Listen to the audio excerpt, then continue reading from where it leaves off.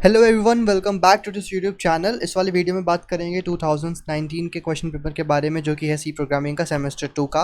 और ये बीसीए का है। और दूसरी बात, ये सीसीएस यूनिवर्सिटी का है। ध्यान रखना, सीसीएस यूनिवर्सिटी। तो बाद में मत कहना है कि क्वेश्चन हमारे पेपर, ये क्वेश्चन पेपर के जो क्वेश्चन है हमारे उसमें तो आए नहीं।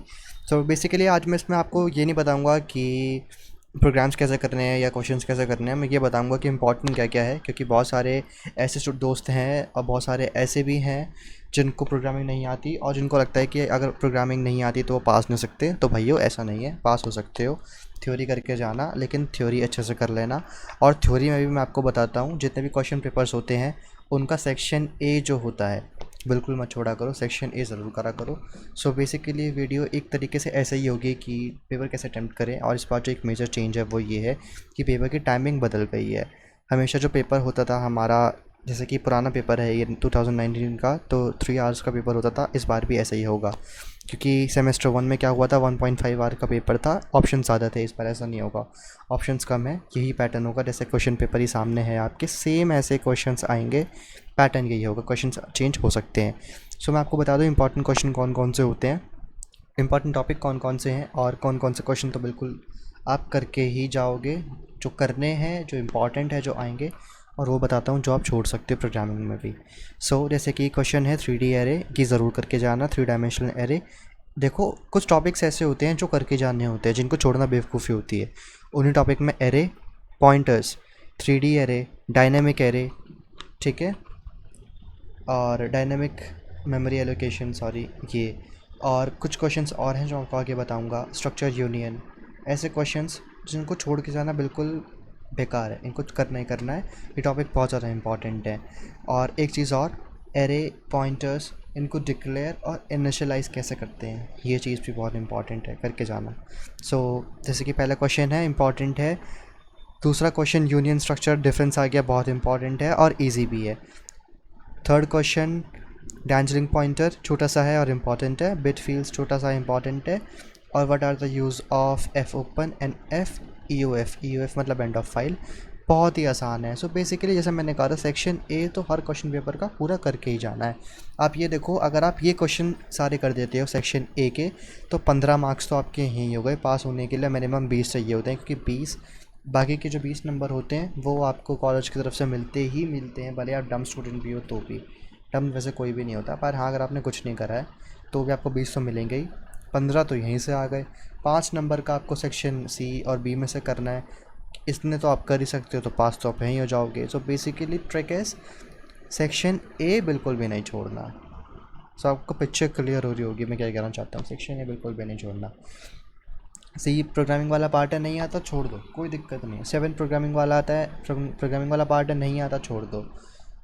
स्ट्रक्चर बनाना है, नहीं आता छोड़ दो, कोई सीन नहीं है। आपको लगेगा सी बी सेक्शन पूरा छोड़ दिया, काफ़ी नंबर का तो छोड़ दिया, लेकिन कोई बात नहीं, आप पास हो जाओगे आराम से। मैं बताता हूँ कैसे।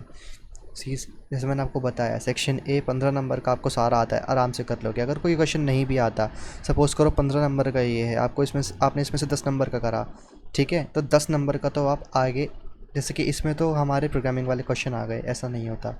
कई बार थ्योरी भी आती है, ठीक है, और अगर थ्योरी नहीं भी आई, सेक्शन बी में नहीं आई तो सी में आएगी, सी में नहीं आई तो बी में आ जाएगी, लेकिन आती है, ठीक है। अगर आप सेक्शन ए में से 10 नंबर का भी करते हो, बाकी 10 नंबर आप सेक्शन सी में से उठा लोगे। मैं बताता हूँ कैसे। देखो, क्वेश्चन नंबर 9 है, ये पूरा क्वेश्चन थ्योरी का है, इसमें कोई भी प्रोग्रामिंग नहीं है। और ऐसे क्वेश्चन आते हैं और ये इजी है। मल्टी डायमेंशनल एरे पूछा गया है। एरे देखो, मैंने आपको पहले ही बता दिया था, यहाँ पे पहला क्वेश्चन ही एरे के ऊपर था। एरे टॉपिक इंपॉर्टेंट है, इसको पढ़ के जाना है, इसको छोड़ना है ही नहीं, बिल्कुल नहीं छोड़ना। ये देखो 9th का दूसरा पार्ट, डायनेमिक मेमोरी एलोकेशन, छोड़ना ही नहीं है भाई, ये टॉपिक किसी भी कीमत पे नहीं छोड़ना, ये पढ़ना ही पढ़ के जाना है। ये हो गया, ये हो गया, बहुत ईजी है, सच में बहुत ईजी है, पढ़ के जाओगे आराम से कर दोगे। ये चीज़ बहुत ईजी है।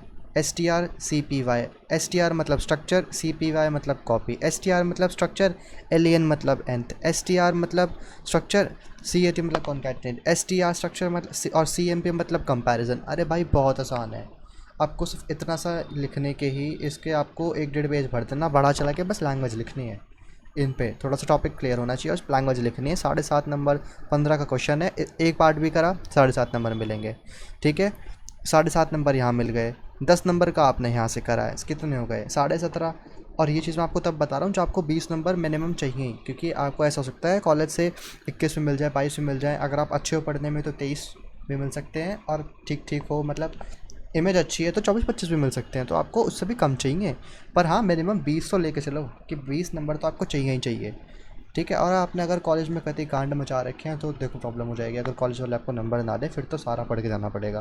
पर हाँ, 20 नंबर मिनिमम सबको मिलते हैं, ये चीज़ लिख लो। सबको मिलते हैं, जिसने कुछ नहीं करा 20 नंबर तो उसको भी मिलते हैं, अगर टीचर बहुत ही ज़्यादा आपसे गिलसा हुआ नहीं है तो। छोटी सी बात। ठीक। फिर इसके बाद हमारा ये क्वेश्चन था, what the important points to be consider when implementing bit fields. अगर आपको हार्ड लगता है तो छोड़ देना, वरना है इजी।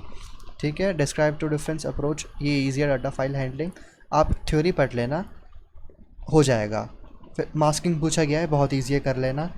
और मैक्रो पूछा गया है, मैक्रो आपको पता होना चाहिए। देखो अगर आपको टर्म्स पता है ना, जैसे कि आपको पता है मैक्रो क्या होता है, तो आप उसको खुद से डिफाइन करके लिख दोगे, आधा क्वेश्चन तो आपको यहीं सॉल्व हो जाता है। चाहे आपको बाकी कुछ पार्ट्स ना भी आए छोड़ दो, लेकिन जितना आता है उतना ज़रूर करके जाओ। ठीक है। क्वेश्चन नंबर 13, आप ये देखो, क्वेश्चन नंबर 13 बहुत ईजी है और ये रिपीट हुआ है। ये क्वेश्चन जो है 13, और जो ये वाला क्वेश्चन है, ये वाला स्ट्रक्चर यूनियन वाला, ये क्वेश्चन लगभग 3-4 क्वेश्चन पेपर में लगातार हर रिपीट हुए, हर साल आए हैं। इनको करके जाना बहुत इजी है। डिफरेंस पूछा गया स्ट्रक्चर में और यूनियन में, बहुत इजी बहुत इजी बहुत इजी है, सच में बहुत इजी है, करके जाना पास हो जाओगे। और ये चीज़ आ गई फाइल हैंडलिंग से। अगर आपको ये पता है क्या होते हैं तो लिखते ना, नहीं भी लिखोगे 7.5 नंबर का आपने यहाँ से करोगे, 5 तो मिलेंगे ही मिलेंगे। 5 नंबर यहाँ मिल गए, 10 का आपने यहाँ का रखा है, 5-7 नंबर आपने यहाँ से ठक के करे, 20-22 नंबर आपके हो गए, पास हो गए भाई, पास हो गए। प्रोग्रामिंग नहीं आती तो भी पास हो गए। सो बहुत छोटी सी ट्रिक थी, आप आराम से पास हो जाओगे। ये वीडियो सिर्फ थी उनके लिए ही जिनको सिर्फ पास होना है, बेसिकली जिनको लगता है कि सी में पास होना बहुत मुश्किल है।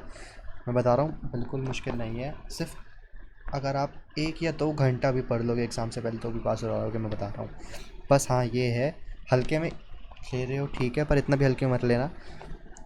टॉपिक्स कर लेना, क्लियर कर लेना, पता होना चाहिए कि है क्या।